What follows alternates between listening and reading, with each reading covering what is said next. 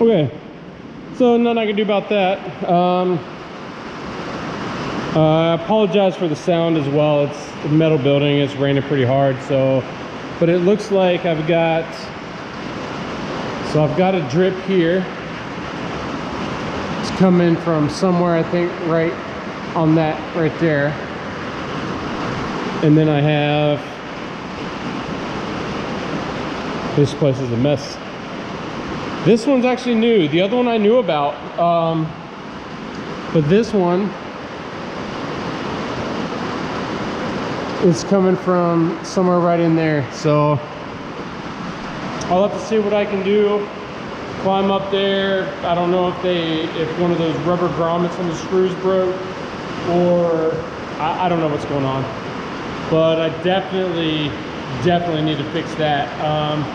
I don't want any rust issues, so gotta fix that. So yeah. Anyways, here's the engine.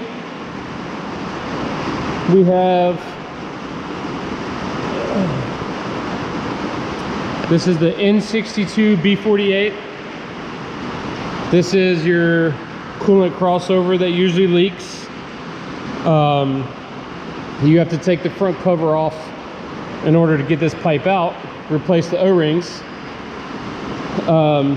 We weren't going to go down this far. However, if you can see here, it looks like it definitely looks like this front cover had been leaking. So I figured, you know what? While we have this open, let's not put it back in the car dirty and leaking. So what we have here, the wife has actually really, I'll put a quick picture up right here of the before.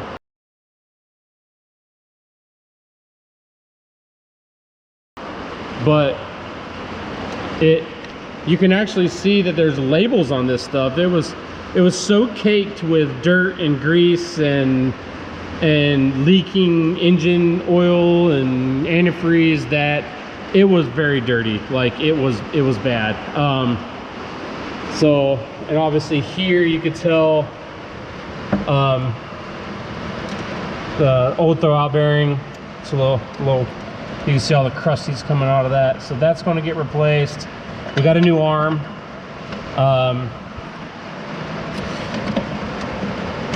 So yeah, we're coming along, and let's get this, see if we can get this front cover off. Now, I also noticed too, in order to take the front cover off, there's some bolts that come down through the timing chain opening in this cylinder head. So I'm really hoping we can have access without having to pull those gears. So right now what I'm going to do is I'm going to pull the cam covers off. Actually, you know what? First thing I'm going to do is clean up this oil. I thought this thing was empty. Looks like I'm going to have to drain the oil, clean this up, then we're going to pull the covers. Then we'll pull the covers and the vacuum pump, and then we'll see what we have behind here. All right, just in case y'all were wondering, you have to take off your actuator here, which looks like this over here, right? This piece right here, that's the piece that actually actuates your variable intake timing. And then this piece here is the mount for it. You take those four out, those four star bits, take that out. Sometimes you gotta pry it a little bit because this is a rubber seal. You take off a bunch of bolts all the way around this thing, and then you should be able to pop it off. Okay.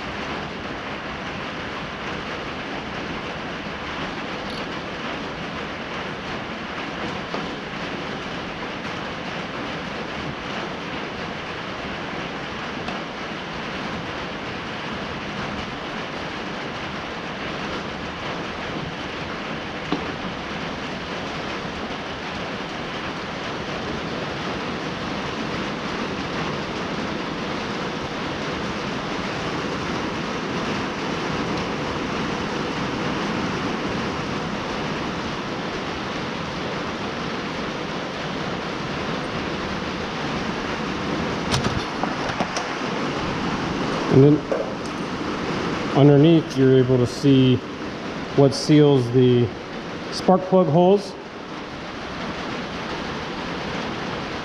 This is your variable cam here for your intake. It's a pretty neat setup. Let me get a better light on that for y'all.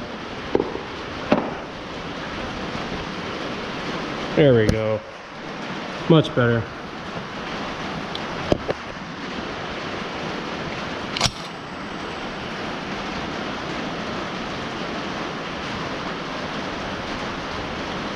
And then if we look down there, we should be able to see, I don't know if y'all can see that bolt down there. I don't know if I can get to that or that without taking those cams out. All right, cool. We'll be back and see what we can figure out. Okay guys, this is what I'm gonna try. I'm gonna try taking off this vacuum pump and taking off this front cover here and see if I can get to those two bolts. Otherwise, because I don't want to have to take these cam gears off because I don't have that tool that holds everything still. But I do want to clean this and reseal this front cover. So also, if you need to get the Jesus bolt out, this thing took it out, no problem. I just had to lean into it and it pulled it right out. However, putting it back on is going to be a pain. It goes to 400 foot-pounds. So yeah, it's going to be fun. I'll bring it back when I figure out what that is. Okay, back again. I'll get my light here. Okay, so looks super clean in there. I don't know if you can see that, but there you go. Super clean in there. However, I did want to show you guys on these BMWs, you really want to check your chain guides, okay? Make sure they're tight, make sure they're plastic, okay? But I can get to these two bolts, take the cover off, okay? I will be replacing this gasket here as well, but I wanted to show you too another reason why you should check and clean your Venos system. These are your Venos actuators right here. But look at that. Look what I found. Can you guys see that? Look at that. All that stuff needs to get cleaned out of there for it to function like really good. Oh, good God. So other than that, so far this engine's pretty clean. It's coming along, guys. Let's get this front cover off. At this point it should just be the bolts around the cover, and I'll bring it back. Okay, well, we got her broken down, got that out of there. However, if you look down in there, you can see some gunk. I don't like that. Not a big fan of that. I don't know where it's from. Everything else looks clean. I am going to pull the pan just to see. Hopefully it's nothing, but yeah, that stuff down in there, that's the stuff I'm worried about. So, but she's off. I don't know who did this. They put so much blue silicone on here. I mean, this thing was leaking like crazy. So I also noticed, you know, this cover here had a lot of silicone on it. Like it should have just a rubber gasket. That's it. That's all it is. So that's where we're going to end it today. I apologize if the sound's bad, but it's hot out here and I have to have the fan running. Yeah, that's where we got to today. Obviously I'm going to have to order more parts, and yeah, we'll get this thing going, and hopefully the next, well, we're going to Wisconsin here in about a week, so I'd like to have done before then, but it's all going to depend on how long it takes for me to get parts. Hopefully these parts are in stock and I can get it back at least together and in the car. Maybe not running, but at least together and in the car, made it to the trans with the new clutch and everything. That might be my best option. Then that way when I get back, tie up the loose ends, fill it full of fluid, and it should be good to go. I appreciate y'all, I appreciate y'all sticking around. You know, like, comment, you know, tell me, what would you do? Would you contact the place you got the motor from and see what they say, or would you just run it? Would you, I mean, it's not a lot, but it's enough. Would you, let me know what you would do. At this point, if for some reason I think this engine is too bad, at this point I might as well just rebuild it, start, you know, from scratch. But at that point it's like I wasted the money on buying this engine. I could have rebuilt the other one.